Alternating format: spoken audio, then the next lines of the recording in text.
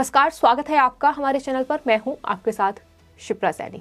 इत्र कारोबारी पीयूष जैन के ठिकानों पर हुई छापेमारी ने उत्तर प्रदेश की सियासत में तहलका मचा दिया है, क्योंकि पीयूष जैन समाजवादी पार्टी के अध्यक्ष अखिलेश यादव के करीबी हैं। और आपको बता दें, उत्तर प्रदेश के कानपुर में इत्र कारोबारी और अखिलेश यादव के करीबी पीयूष जैन के ठिकानों पर जीएसटी इंटेलिजेंस महानिदेशालय की टीम ने छापेमारी की, जिसके बाद उत्तर प्रदेश की सियासत गर्मा गई है। क्योंकि जिस तरीके से नोटों की बरसात हुई है, नोटों से भरी अलमारियां, नकदी गिनने के लिए जो मशीनें लाई गई थी वो भी कम पड़ गई, जिसके बाद नोट गिनने के लिए और ज्यादा मशीनें मंगाई गई और अब नोटों की गिनती पूरी हो चुकी है। और आपको बता दें, सीबीआईसी के इतिहास में कानपुर में इत्र कारोबारी पीयूष जैन के ठिकानों से 180 करोड़ रुपए के नगद बरामद हुआ है और ये अपने आप में एक रिकॉर्ड है। आपको बता दें, जीएसटी के इतिहास में सबसे बड़ी नगद वसूली ये हुई है। लेकिन सबसे बड़ी बात यह है कि पीयूष जैन न सिर्फ एक कारोबारी है, बल्कि जिस तरीके से राजनीतिक संबंध निकल कर आए हैं, यानी समाजवादी पार्टी के अध्यक्ष अखिलेश यादव के करीबी हैं। करीबी इसलिए हैं, आपको बता दें, कुछ महीने पहले ही पीयूष जैन, जो कि एक परफ्यूम व्यापारी हैं, उन्होंने लगभग 1 महीने पहले लखनऊ में अखिलेश यादव की मौजूदगी में समाजवादी नाम से परफ्यूम को लॉन्च किया था। और उस वक्त समाजवादी पार्टी की ओर से ये कहा गया था कि 2022 के चुनावों को देखते हुए ये इत्र 22 फूलों से बनाया गया है, इसकी खुशबू देश ही नहीं विदेश तक फैलेगी।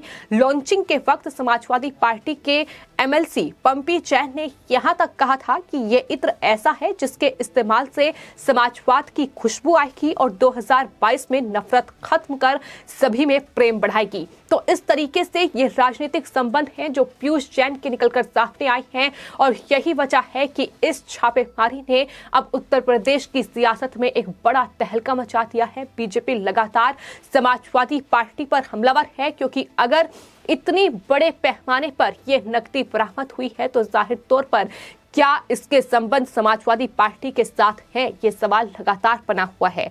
आपको बता दें, गुरुवार से ये छापेमारी लगातार जारी है और जीएसटी इंटेलिजेंस महानिदेशालय की टीम ने पीयूष जैन के मुंबई, कन्नौज, गुजरात और कानपुर के ठिकानों पर ये छापेमारी की है।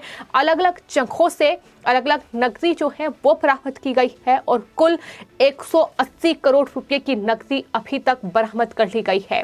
आपको बता दें, जो 180 करोड़ रुपए का नगद बरामद हुआ है, जो जीएसटी इंटेलिजेंस महानिदेशालय ने ये नगद बरामद किया है, उसे 80 स्टील के बक्सों में भरकर और एक कंटेनर में भरकर फिलहाल एसबीआई में जमा करवाया गया है। लेकिन न सिर्फ जीएसटी इंटेलिजेंस महानिदेशालय के जो अफसर थे वो नोट गिनने में लगे, बल्कि तमाम जो एसबीआई से जुड़ा स्टाफ था उन्हें भी बुलाया गया, तब जाकर ये नोटों की गिनती पूरी हो पाई है और इतने बड़े पैमाने पर ये फिलहाल नकदी है जो बरामद की गई है। लेकिन इसके बाद कई सवाल उठ रहे हैं कि क्या समाजवादी पार्टी से इसका संबंध है, क्योंकि बीजेपी लगातार हमलावर है और बीजेपी की ओर से ट्वीट किया गया है और ट्वीट करते हुए ये लिखा गया है कि समाजवादी पार्टी के करीबियों के पास से करोड़ों की नकदी बरामद होने पर ये ट्वीट जो किया गया है उसमें लिखा गया है कि ये समाजवादी पार्टी का असली रंग है। समाजवादी पार्टी इत्र से भ्रष्टाचार की गंध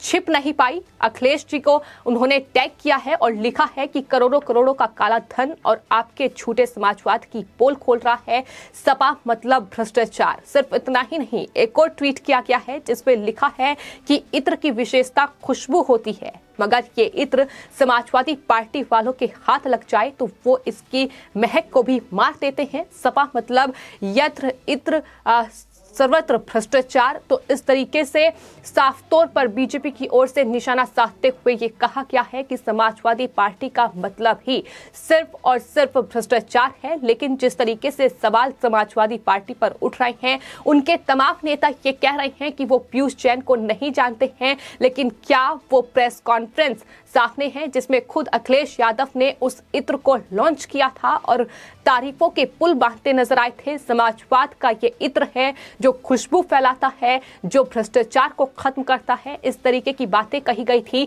लेकिन अब 180 करोड़ रुपए के ये नगद जो कि चोरी का पैसा है, ये बरामद हुआ है। तो जाहिर तौर पर इस पर अखिलेश यादव क्या कहेंगे, उनके बयान का लगातार इंतजार हो रहा है। उत्तर प्रदेश में 2022 में विधानसभा चुनाव होने हैं और जिस तरीके से समाजवादी पार्टी लगातार बीजेपी पर हमलावर है, लगातार प्रधानमंत्री नरेंद्र मोदी और उत्तर प्रदेश के मुख्यमंत्री योगी आदित्यनाथ को घेर रही है। तमाम बड़े आरोप उनकी तरफ से लगाए जा रहे हैं कि बीजेपी भ्रष्टाचार कर रही है, बीजेपी लगातार क्रेडिट ले रही है। लेकिन सवाल ये है कि आखिर समाजवादी पार्टी के भीतर क्या हो रहा है। समाजवादी पार्टी के जिन लोगों से संबंध हैं, अखिलेश यादव के जो करीबी हैं, फिर चाहे वो राजीव हो या फिर तमाम वो कारोबारी जो समाजवादी पार्टी के अध्यक्ष अखिलेश यादव से जुड़े हुए हैं, कंस्ट्रक्शन कंपनियों के जो मालिक हैं, उनके समाजवादी पार्टी से लिंक हैं। और हाल ही में आयकर विभाग ने बड़ी छापेमारी उत्तर प्रदेश में की थी, जिसके बाद समाजवादी पार्टी बौखलाई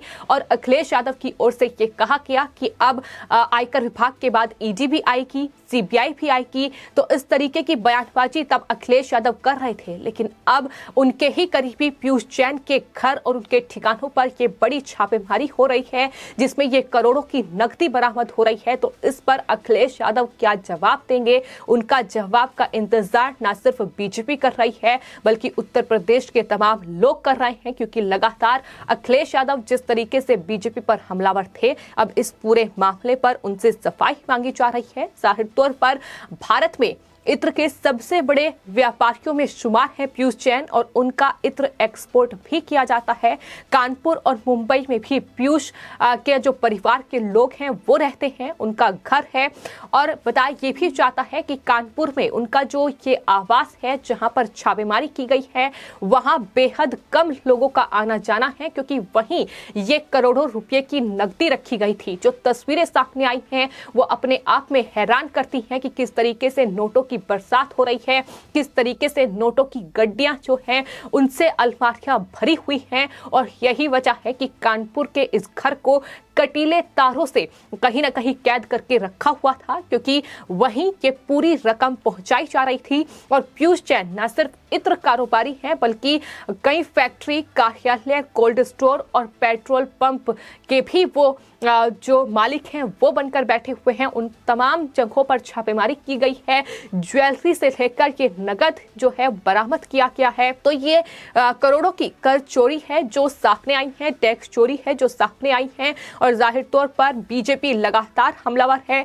बीजेपी प्रवक्ता राकेश त्रिपाठी की ओर से ये कहा गया है कि समाजवादी पार्टी जहां भ्रष्टाचारियों का साथ और गुंडों का हाथ है, समाजवादी पार्टी के तमाम करीबियों के यहां लगातार टैक्स चोरी और ईडी के छापे पड़ रहे हैं, जिसमें सैकड़ों करोड़ के कैश का खुलासा हो रहा है। इस तरह से भ्रष्टाचार से अकूत संपत्ति जुटाने का काम किया जा रहा है और उत्तर प्रदेश की गरीब जनता की गाढ़ी कमाई को अपनी तिजोरी में भरने का काम समाजवादी पार्टी इस तरीके से व्यापारियों के साथ मिलकर, इस तरीके से कंस्ट्रक्शन मालिकों के साथ मिलकर और तमाम अपने नेताओं के साथ मिलकर कर रही है। और अब चुनाव करीब आ रहा है तो ये अपनी तिजोरियां खोल रहे हैं। ये लोग अपने भ्रष्टाचार के पैसे के दम पर उत्तर प्रदेश चुनाव को कहीं ना कहीं उस पर कब्जा करना चाहते हैं, उत्तर प्रदेश चुनाव को जीतना चाहते हैं।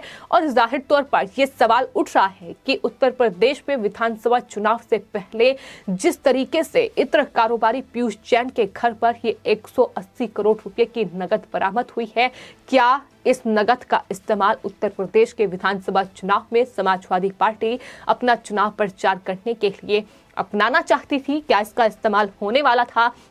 ये तमाम सवाल है। लेकिन फिलहाल पीयूष जैन की मुश्किलें बढ़ चुकी हैं, लेकिन इसी के साथ साथ समाजवादी पार्टी के अध्यक्ष की मुश्किलें भी बढ़ चुकी हैं, क्योंकि आपको बता दें अगर नियम के मुताबिक देखा जाए तो 1 करोड़ रुपए से ज्यादा की अगर नगद बरामदगी होती है तो आरोपी को जेल भेजने का प्रावधान भी है। और ऐसे में पीयूष जैन का जेल जाना अब लगभग तय हो चुका है। और खबर ये भी सामने आ रही है कि दरअसल जीएसटी इंटेलिजेंस महानिदेशालय की जब ये पूरी जांच पड़ताल पूरी हो हो जाएगी तो उसके बाद अब ईडी, आयकर विभाग अपने स्तर पर भी इस पूरे मामले में कार्रवाई करेगा, क्योंकि ये तस्वीरें अपने आप में हैरान करने वाली हैं कि उत्तर प्रदेश विधानसभा चुनाव से पहले समाजवादी पार्टी के अध्यक्ष अखिलेश यादव के करीबियों के घर मिल रहे नगद का आखिर क्या मतलब है, किस तरीके से इसका इस्तेमाल किया जाना था। ये तमाम सवालों के जवाब अब पीयूष जैन दे सकते हैं। आगे उनकी गिरफ्तारी कब होगी इसका इंतजार है, लेकिन सवाल यही है कि समाजवादी पार्टी के क्या लिंक थे और क्या इस पैसे का इस्तेमाल समाजवादी पार्टी अपने चुनाव प्रचार में करने जा रही थी। फिलहाल आपकी इस पूरे मामले पर क्या राय है, हमें कमेंट बॉक्स में जरूर लिखें और चैनल को सब्सक्राइब करें। धन्यवाद।